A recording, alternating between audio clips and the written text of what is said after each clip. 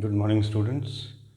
Today we will learn from Unit 2, that is Forms of Business Organization, and our topic is Formation of Company.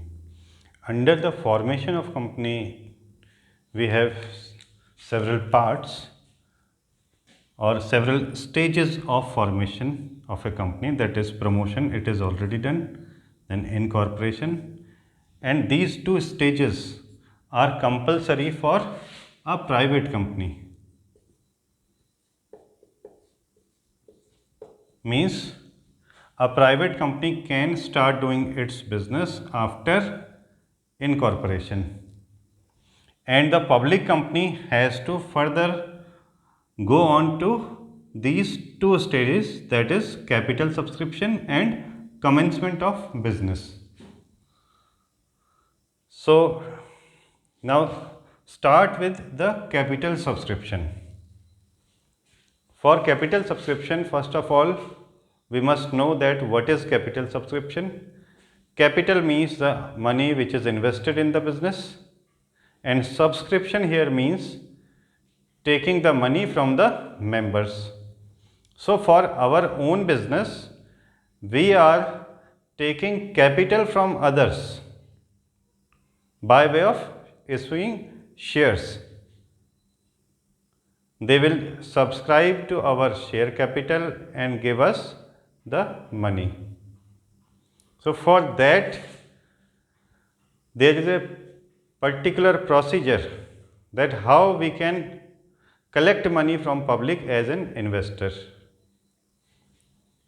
So first of all, we have to register ourselves with the SEBI. SEBI is an abbreviation.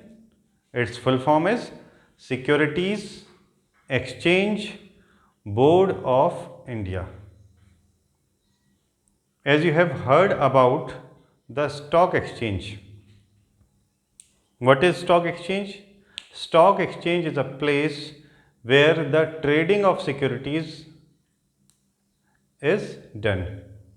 Means the shares and debentures of any company are bought and sold in the stock exchange. So stock exchange is a market for securities, and this market has several irregularities.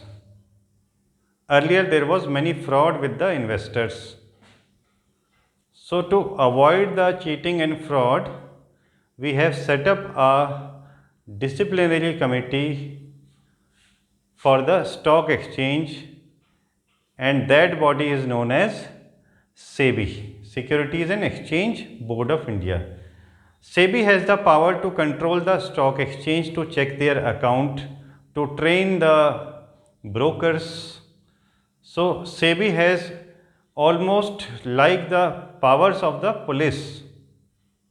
Means only for stock market they are acting as a policeman or as a guard of the protection for the interest of shareholders. So it is for our benefit. So first of all, we have to register ourselves in a stock exchange as well as in SEBI office. For applying to a stock exchange or for registration, there is another procedure that is not here in syllabus. So we just say that we have to apply to the stock exchange, and it also depends upon how much capital with which we are starting our business, and that is our authorized share capital. So there is a limit that this much amount of company will register themselves in National Stock Exchange. Then those who are less than that amount, they will apply on the particular exchange. So there are various stock exchanges, more than 24, and there are online stock exchanges also. So without going into the details of them, we just focus on that we have to register ourselves with a stock exchange, and we also have to register ourselves to the with the SEBI. If SEBI is satisfied, then they will give us a approval letter. After that, we can file a prospectus. With whom we have to file it? All the documents are to be filed with the registrar of companies of that particular state. So we'll submit our copy of prospectus to the registrar of company, and if he is satisfied, then it will be approved. Next point is appointment of bankers, brokers and underwriters. So we have to appoint these type of specialists or professionals for smooth working of the company, and we'll discuss them one by one. Like bankers, we must have a fixed bank which will have our all operative accounts, means in future the salary of the employee will go to that particular account, and the company's inflow outflow, all type of bank activity will be submitted to only this bank. One particular bank, means one bank is handling the entire activities, entire financial activities of that particular company. Then we have to appoint the broker. Which type of broker? Share broker. Means if we are going to issue shares, then we must have a broker, and he will promote our sales of securities. And there is one more person, that is underwriter. Underwriter is a person who gives us guarantee that he will sell all the shares of the company, and if they are left unsold, he will purchase them himself. So we are satisfied that our shares will be sold easily. If they are not sold, then also underwriter will buy them. The next point is minimum subscription. What is minimum subscription? Let's take an example. Suppose a company has issued a share of rupees 10, and the authorized the total number of shares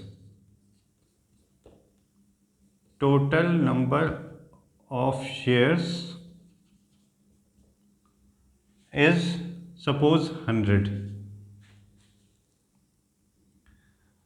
The face value of share is rupees 10 and total shares is 100, but we will ask the shareholder to pay in installment, like in application we will call only rupees 2, then total amount will be 2 into 100 equals to 200. But it may be possible that some person will not pay us the money. Suppose we have received 2 into 80, 20% did not pay, then it will be 160.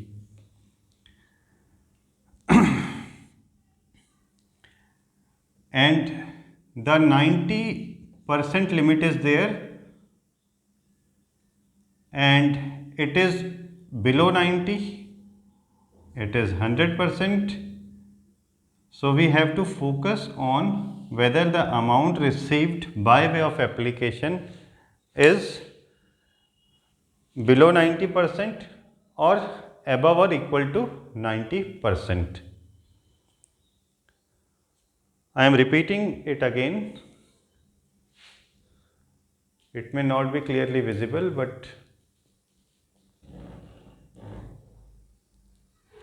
we have to understand it. So once again, you have to see that suppose we have face value of rupees 10 per share, total number of share is 100. So the total amount can be collected is to 100 into 10, 1000 rupees. But as we are taking money from public in installment system, so in application we have called only rupees 2 per share out of 10. Then 2 into 100 is 200. 200 is more than the 90% of total amount receivable. And suppose 20 persons did not pay their amount, then this amount will be reduced by rupees 40. We will multiply 2 into 80 equal to 160. So 160 is less than 90%. So minimum subscription is actually the limit of 90% on the size of issue. If we have issued shares and we are receiving the money less than 90%, then it means we have to refund the money to the investor. And why this happens? Because the company law board thinks so that if we are going to start our business with insufficient funds, we will not be able to generate profits in future. So just to avoid such situation, they have made a limit of 90%, and any company who is getting the amount less than 90% is not allowed to proceed further. If it is 90% or more than that, then they can move ahead. So it is a restriction. So every company has to go through this stage, every public company, not for private company. Then next stage is application to stock exchange. I have already discussed that we have to apply to the nearest stock exchange of that state, and if the registrar of company is satisfied, then our approval will be issued to us. After that, we have to allot the shares. Shares allotment means, I have told you earlier that there are various stages in the formation of a company, and as well the shares can be issued by various method like lump sum method and installment method. So we have a method of application, then allotment, and then call. Suppose we are asking rupees 5 in application, 3 in allotment, 2 in call, total 10 rupees. And the number of applicant also depends. Suppose there are 100, then we are receiving 500 rupees. Then in allotment we are receiving 300 rupees, and in call we are receiving 200 rupees. So overall it is 1000 rupees. Allotment of shares means if everything is done up to this stage, then only we can move ahead to allot the shares to the subscriber. So it is the second stage in the shares allotment. First of all, we have to ask the application money. If public submit that application money, then we have to check whether we are going ahead of minimum subscription limit, that is 90%, and if we are more than 90%, then only we can proceed to allotment of shares.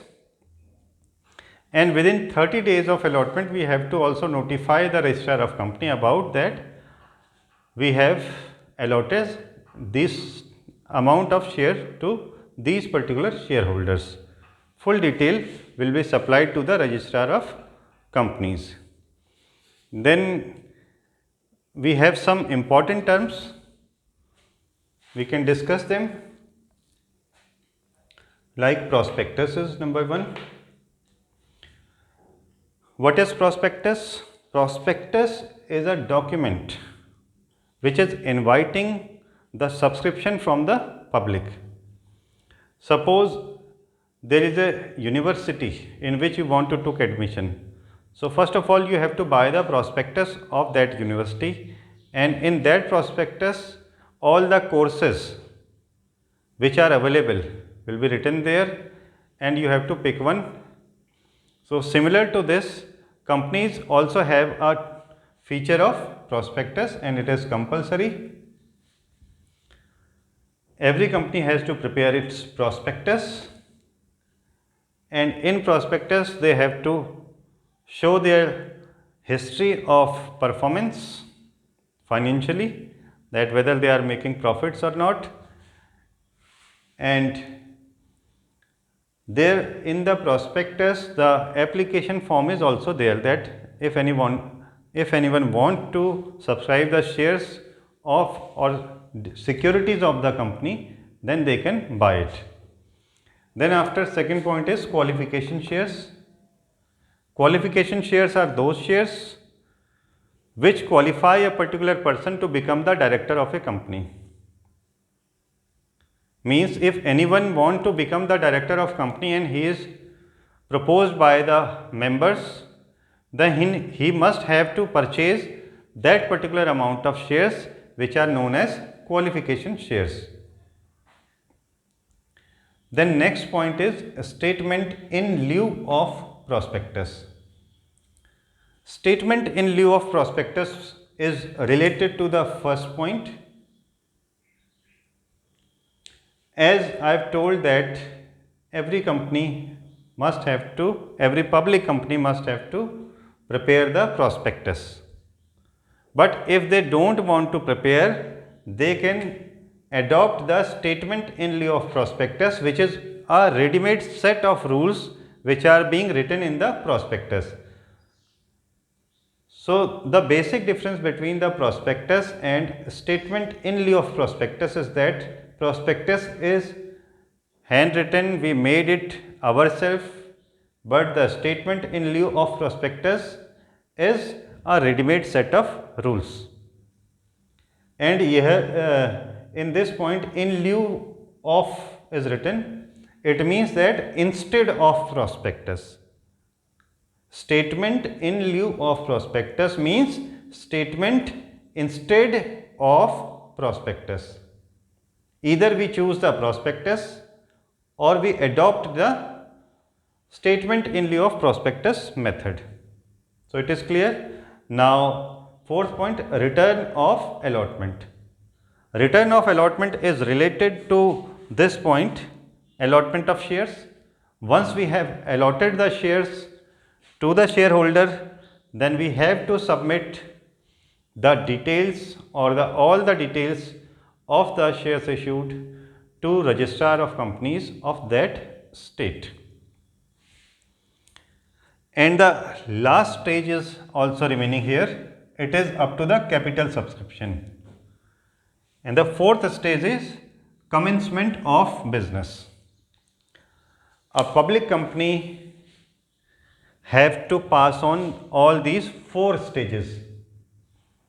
A private company has to pass only starting two phases, that is promotion and incorporation. And commencement is the last stage for a public company, where if all formalities have been done, then again a permission is required from the registrar of companies that we had complied all rules and regulations, we have paid fees, we have all documentation completed and everything is okay, our registration is complete, means we have already passed the stage 1 promotion, then incorporation, capital subscription is also done, and now we want to start our business. So this detailed summary of the document along with the memorandum of association, articles of association, prospectus, or either we can deposit the statement in lieu of prospectus.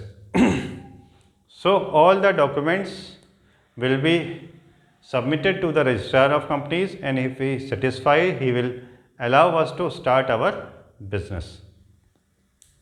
So that is the last stage, that is commencement of business.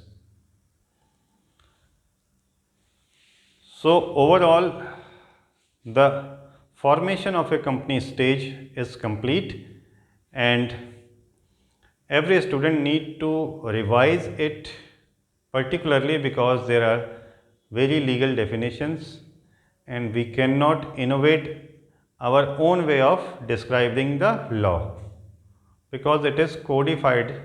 So we just have to learn it, remember it and replicate it as it is written. There are no chances of innovation in the law.